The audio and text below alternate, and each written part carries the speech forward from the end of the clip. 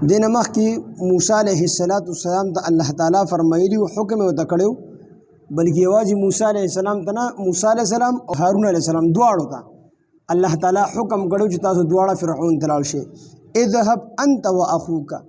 لاړ شه تو او ورور ستا، بآیاتي زما په نشاناتو سره، زما په معجزو سره، ولا تنیا فی ذکری، او تاسو دواړه سستی به کوئ فی ذکری زما په ذکر کې. اذهبا تاسو دواړه لاړ شئ الی فرعون انه طغى، بېشکه فرعون طرف ته بېشکه هغه چې کوم دی سرکشه شوی دی. دا حکم موسی علیه السلام او هارون علیه السلام ته الله تعالی وکړو چې دا حکم څنګه موسی علیه السلام او هارون علیه السلام ته راورسېدو، نو دی دواړو وفرمیله چې موسی علیه السلام او هارون علیه السلام ته الله تعالی حکم وکړو تاسو دواړه لاړ شئ او هغه ته دعوت ورکړئ، تبلیغ ورته وکړئ چې ایمان راوړه. نو دلته کې موسی علیه السلام او هارون علیه السلام دواړو د الله تعالی نه سوال وکړو چې خدای پاکه چې مونږ له فرعون نه لړ شو، نو هسې نه چې دا فرعون په مونږ باندې زیاتي وکړي. زیاتي نه مراد څه دی چې مونږ له دعوت شروع کړي نه دی، په مونږ باندې حمله وکړي، نو د دعوت په کار کې به رانه کموالی راشي. چې حمله را باندې ډایرک وکړي نو د دعوت په کار کې به کموالی راشي، دعوت به ورته ونه رسي. نو تا حکم کړی دی چې تاسو دواړه لاړ شئ هغه ته چې کوم دی زما دوی بیان کوي. او یا دا او ایتغا، یا دا چې هغه سرکشي ونه کړي. سرکشۍ نه څه مطلب مراد دی؟ مراد دا دی چې موږ ورته خبره وکړو خو زموږ په خبره په منځ کې راودانګي او الله تعالی ستا په حق کې چېرته نازیبه الفاظ استعمال نه کړي. نو چې دا استعمال کړي نو بیا به مونږ دعوت په کار کې به زموږ نه کمی راشي، لہٰذا موږ د دې خبرې نه یریږو. نو دا دواړه خبرې حضرت موسی علیه السلام او حضرت هارون علیه السلام الله تعالی ته دا سوالونه وکړل چې خدای پاکه هسې نه به مونږ زیاتي وکړي، به مونږ ړومبي شي په ګزار کې او مونږ نه د دعوت کار کې کمی راشي، یا دا چې مونږ دعوت ورکو په درمیان کې بک بک شروع کړي او ستا په شان کې چېرته ګستاخي ونه کړي، نازیبه الفاظ استعمال نه کړي، د دې خبرې نه یریږو. الله تعالی ورته یریږئ مو، زما مدد تاسو سره شامل حال دی، نه به دې په تاسو باندې ړومبېوالي کوي او نه دې زما په حق کې نازیبه الفاظ استعمال شوي دي، بلکې دې به مرعوبه وي، دې به ستاسو نه یریدونکي وي او دې به ستاسو دا ټوله خبره اوري.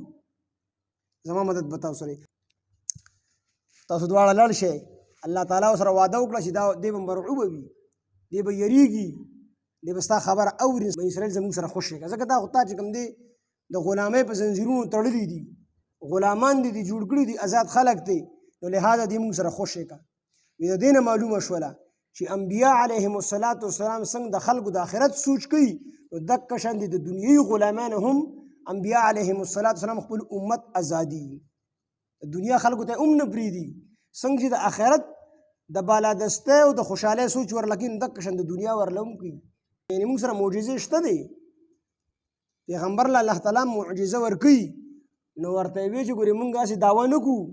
خو ته وایې چې ته پیغمبر نه، نو ما الله تعالی دوه معجزې راکړي دي، یو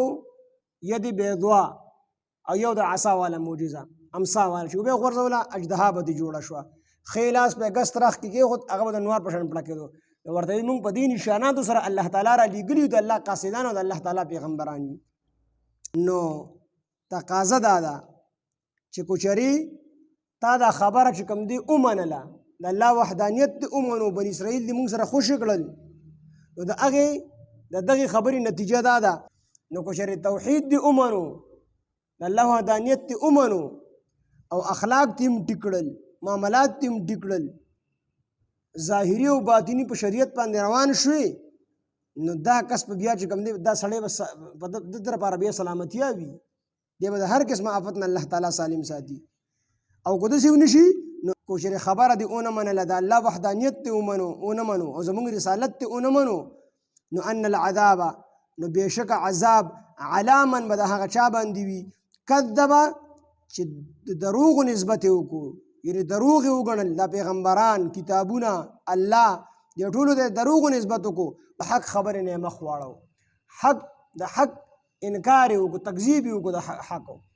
او د حق نه یې مخ واړو، نو بیا نتیجه دا ده چې دې سړي ته چې کوم دی عذاب الله تعالی ورکړي.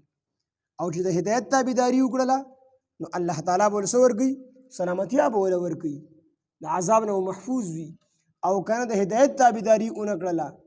بلکې د هدایت نه مخ واړو هدایت طرف ته دروغ نسبت وکړو نو د دې کس لپاره بیا عذاب دی د موسی علیه السلام نه د تپوس وکړو فرعون چې ستاسو دواړو رب څوک دی تاسو دلته مخې ته ووایئ چې انا رسول ربک چې مونږ دواړه قاصدان ستا د رب یو نو ستاسو رب څوک دی زما رب هغه دی چې هغه هغې رب هر یو څیز له چې کوم دی خپل شکل او صورت ورکړی دی او هغه ته بیا هدایت هم کړی دی هر څیز ته نو دلته هدایت عامه مراد دی یو خاص هدایت دی هغه د هغې مخاطب صرف انسانان او پیریان دي چې هغه ایمان والا هدایت دی اسلام والا هدایت دی یو عام هدایت دی چې هغه الله تعالی ګټې ته هم کړی دی هغه هدایت الله تعالی هغه ونې ته هم کړی دی هغه نور ته هم کړی دی هغه څه دی چې هر څیز خپله ډیوټي پیژني نور په خپل ټیم باندې راخیږي په خپل ټیم باندې پرېوځي دا د نور هدایت دی شعور او عقل اگر چې د انسان په شان د انسان او د پیري په شان د بل چا له نه دي ورکړی خو څه ناڅه عقل او شعور د ځناورو له هم ورکړی دا پوهه هغې له هم ورکړې ده د میخه د غوا چې کوم بچی پیدا شي د خېټې نه په دقه ټیم باندې راپرېوځي نو دا بچی چېرته د لکۍ ته چې کوم دی نه خوله کوي دی ډایرکټ تی ته ځان رسي اوس دا علم دی مور په دې خېټه کې دی ته چا خولی دی دا ورته الله تعالی هدایت کړی دی چې دقه تو باندې دا خوله تپوه او د دې نه وپی راوځي کو ته ډېر بل طرف ته واړی دی به هم دقه تو ته ځان وررسي د مور ماشوم بچی پیدا شي نو دته د سینې د رودو دا چل چا خولی دی دا هدایت الله تعالی دته ورکړی تنظیري بچی دی چې کله انسان وویني دی تښتي دته تېښته چا خولی ده چې باز او باشو وویني نو دی تښتي ته پته چې دا زما دشمن دی اوس دا دشمني دته چا خولی ده دی خو په دغه ټیم دا ګیان راووتو او بیا څنګه راووتو منډه یې کړله پټ شو دا پټېدل دته چا خولی دي نو د ټول مخلوق ته الله تعالی هدایت کړی دی دغه عام هدایت دی یو خاص هدایت دی دا خاص هدایت الله تعالی انسان او پیری ته کړی دی د خاص هدایت مخاطبو دا انسان او پیری دی چې د دین به الله تعالی تپوس کې او دی مکلف دی او دا عام هدایت هیڅ څه ته ویلی شي لارې ښودو ته پوهې ته ویلی شي